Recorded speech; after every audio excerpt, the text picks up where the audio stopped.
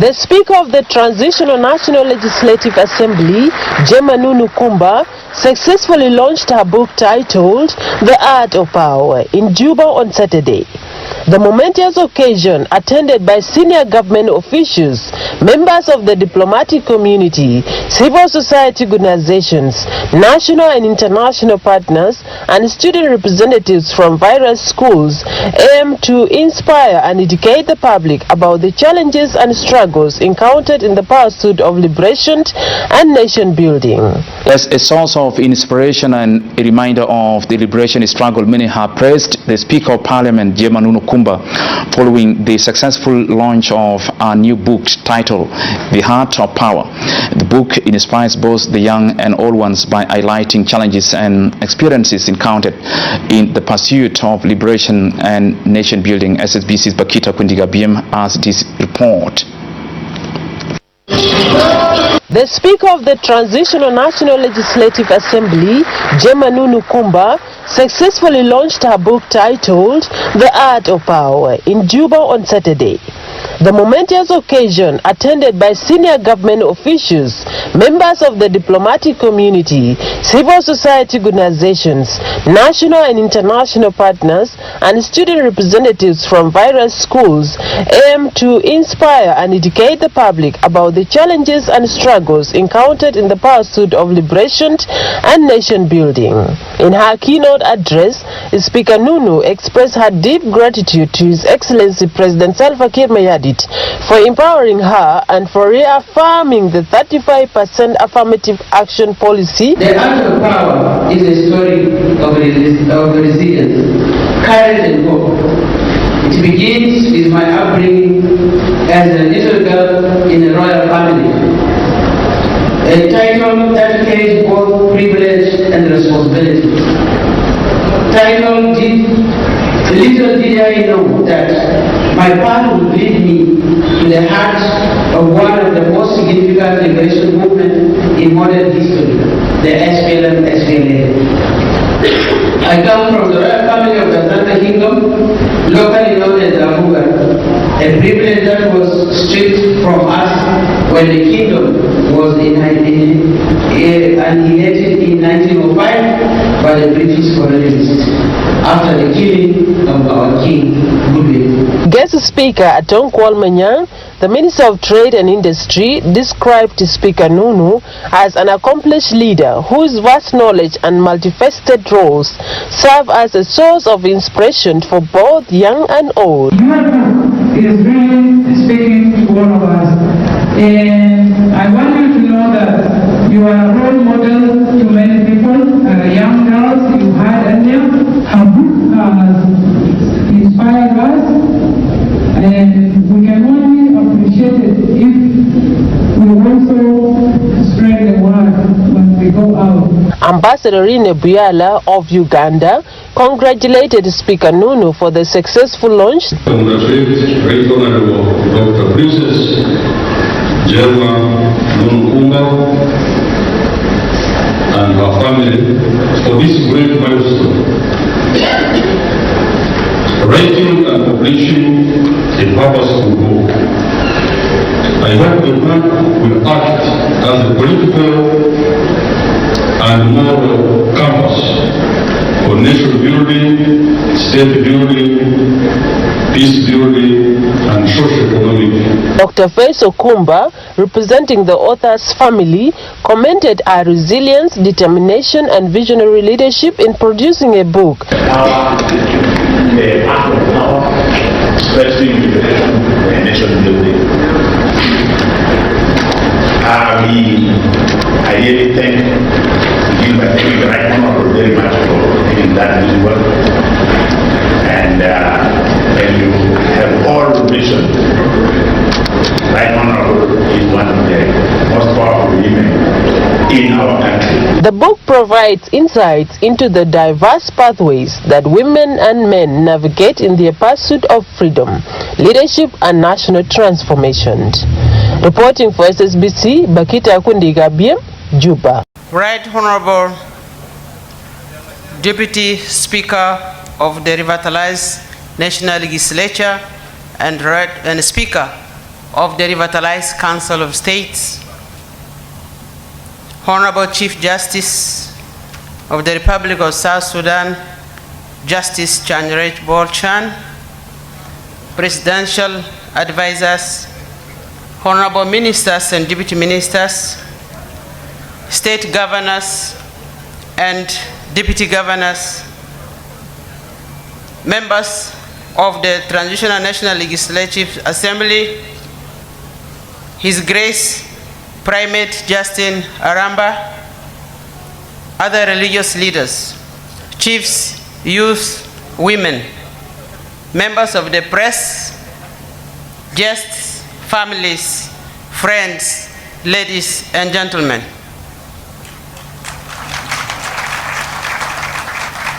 I'm honored to be one of you on this remarkable day in the history of our beloved country, the Republic of South Sudan.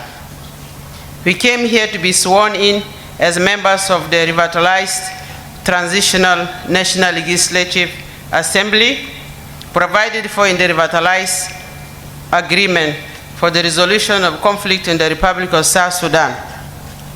This occasion therefore marks another key milestone in the process of the implementation of this important agreement. We have just commemorated such as July, our Martyrs' Day, when we honor our fallen heroes and heroines who paid the ultimate sacrifice for our freedom.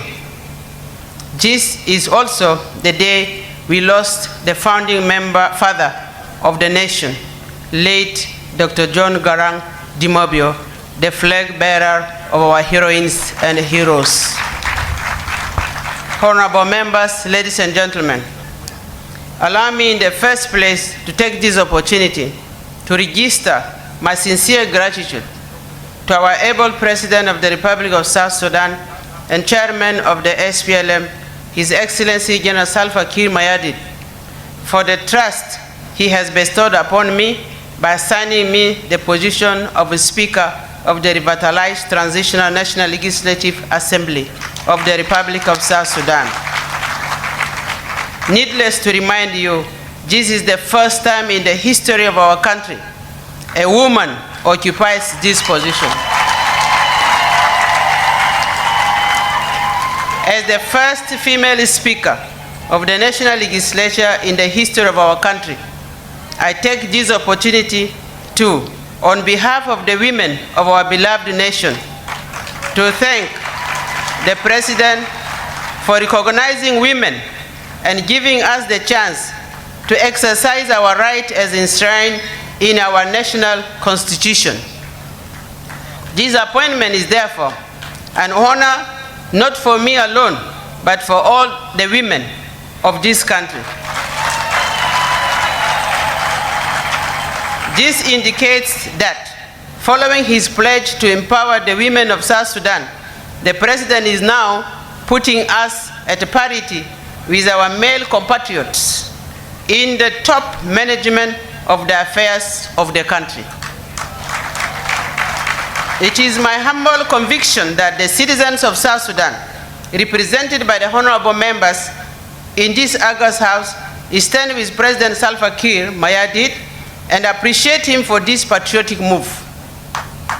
It is hoped that from now onward, Southerners will firmly join the President in the noble endeavor to achieve full emancipation and empowerment of women of our country.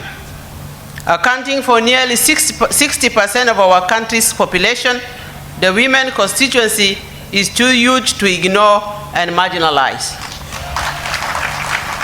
Dear honorable members, the rest of my speech will not dwell on the past. On the contrary, it will focus on the present and the future, for this is what the citizens of our beloved nation expect of this parliament. The RRCs deliberately provided for an expanded legislature inclusive of the various political parties in the country. The aim was to constitute a people's national legislative body which is comprehensively inclusive of all political shades of opinion to tackle the predicaments that led us to war. It was also intended to lay a solid foundation and political strategies to serve the best interests of our citizens, irrespective of ethnicity, gender, and geographical background. However, I am sure you are aware that the challenges ahead of us are enormous. To confront and overcome those challenges, the situation demands that we, as the representative of our people, should look beyond political, partisan, and tribal expediencies and focus keenly on the common good of all.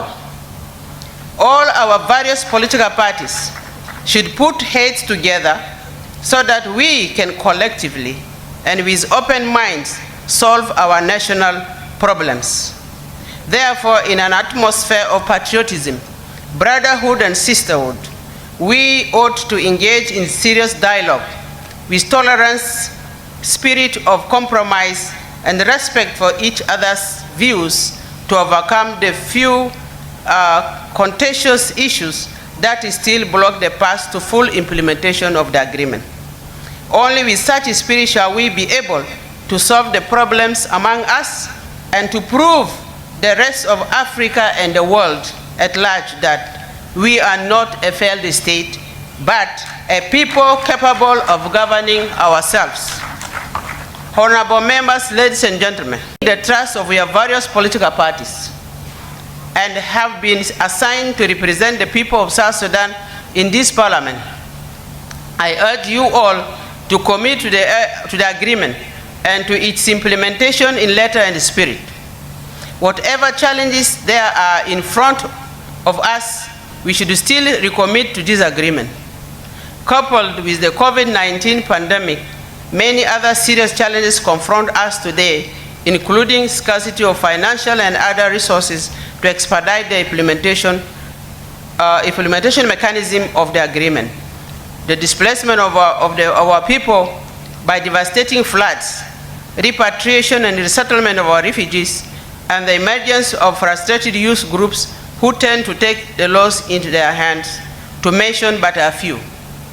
All these pose great threat to the sovereign status of our country. It is for this reason that we, as assembly of all the political parties in the country, must, as soon as possible, make a difference in the country. Therefore, as first female Speaker of South Sudan Revitalized Transition National Legislature, I call upon you all to restore hope of our people. It is my humble conviction that should we nurture harmony and good understanding within Parliament, as well as revitalize and recommit our core cultural values, we will definitely reach there. The core values in all South Sudanese culture are rooted in the respect of each other's point of views, respect for our leaders and elders, respect for our women and our children, involvement of our youth in decision-making, and above all, promotion of respect for the well-being of the most vulnerable groups such as women, children, and the elderly in all communities across the country. We are not expected at this point in time to engage and dwell on constant campaign to excel and demonstrate which of our political party is the best. Let me repeat this. As we implement peace, we in the revitalized Transitional National Legislative Assembly are not expected to dwell on campaigning for our respective political gains. The time for that is not now. That time will come when elections are scheduled at the end of the transitional period. As for now, we should all fully commit to the implementation of peace agreement as a unity government. Therefore, as we brace ourselves to, in letter and spirit, carry out all duties of Parliament as it is provided for in the Constitution, and in so doing, assiduously adhere all provisions in Parliament's conduct of business regulations. We are also primarily called upon to fully dedicate our efforts to the full implementation of the peace agreement. That is the spirit which all of us, the honorable members, are called upon to have while we carry out our legislative functions. Honorable members, ladies and gentlemen, our people are fed up of wars. As their representatives, we ought to be the people at the front of the efforts to recognize that plight. Therefore, in carrying out our leadership roles, we must lead by example. And to those who might still be stuck in the past, the world's renowned leader, an African icon and freedom fighter, the late Nelson Mandela, had this to say when he was released after 27 years of imprisonment by the then apartheid government of South Sudan. And I quote, South Africa. Sorry for that. And I quote, "I take no time to be bitter and no time to think about the past. I only have time for the future." This is one of the noblest statements ever made by a leader who genuinely believed in the need and importance to consolidate peace in his country. This is what all of us in this country, and yes, especially those of us in Parliament, ought to constantly dwell on reciting. We mustn't remain stuck in the past. In this Parliament, therefore, we should cease regarding ourselves as IGs, IOs, SOAs, OPPs, FDs, and even as women and men. We ought to quickly transform our mindset to begin regarding ourselves as representatives of all our people. The Republic of South Sudan. We ought to remain reminded that we are partners to the peace agreement. Therefore, our guiding principles must include a spirit of cooperation, not competition, mutual understanding and not suspicion, compassion, not hate and jealousy, and peaceful approaches to issues, not conflict over issues. Honorable members, ladies and gentlemen, renovation work on the present Parliament building has stalled for a long time. We, in liaison with the relevant authorities, will try to expedite the work so that a decent environment for the activities of parliamentarians is made available. For the time being, however, we appeal to the honorable members to be patient as we struggle to rectify this situation. And as we go along, we will also look in the possibility of providing appropriate office spaces to accommodate every honorable member, all assembly committees, a traffic police, passport and migration police post, a cafeteria, and parking yards within the assembly premises.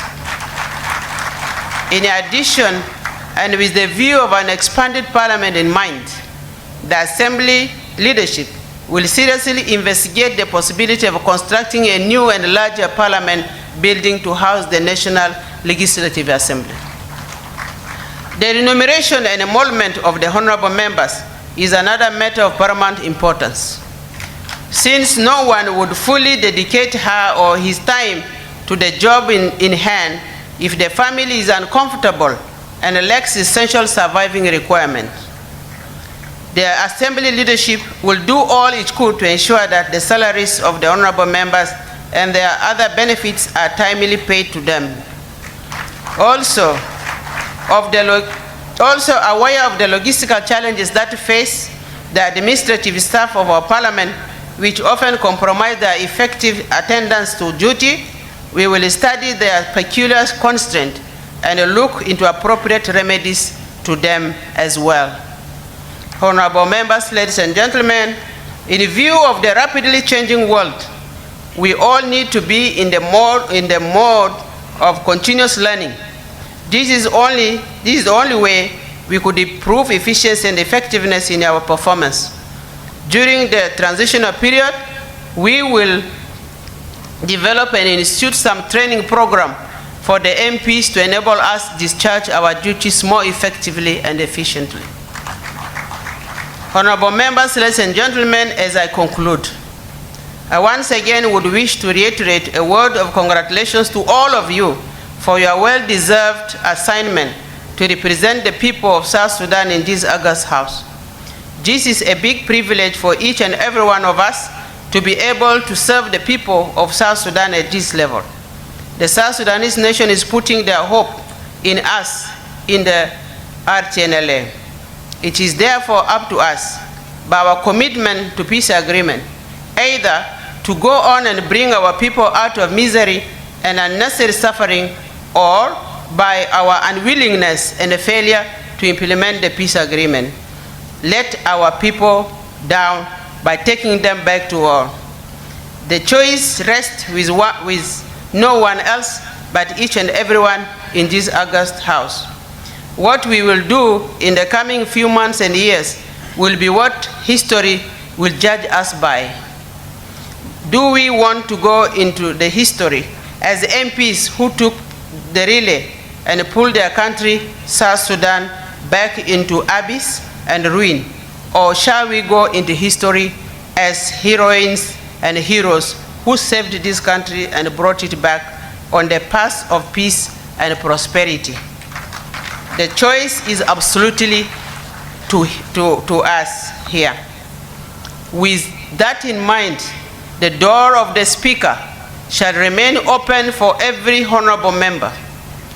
None should hesitate to approach my office should you have any burning point which is useful for nurturing peace in our beloved country, or which can make the Parliament do its work more efficiently. As a mother, I promise I shall be the speaker for you and for all of you. Let us join hands together and work for the common good of all our people and country. I will not be the speaker of few individuals, but the speaker and mother for all of you across the parties and constituencies represented here. But as for our commitment and adherence to the rules and the regulation of Parliament, my administration shall have no compromise. Therefore, in as much as I shall endeavor to treat each and every one with equality and fairness and commit to solving whatever problems that are within my competence, the parliamentary rules and the regulations shall be applied at all times. Once again, I'm grateful for and honored by my appointment as the Speaker of this historic August House. I thank my family, my husband, my children, my friends, and all those who have always stood there for me when the time of my needs, for your constant and unwavering moral and political support. To the women, thank you for standing with me to be one of you and the first speaker of this historic institution. God bless the revitalized Transitional National Assembly. God bless the Republic of South Sudan. God bless us all. God bless our President and the Presidency. Thank you very much for your kind attention.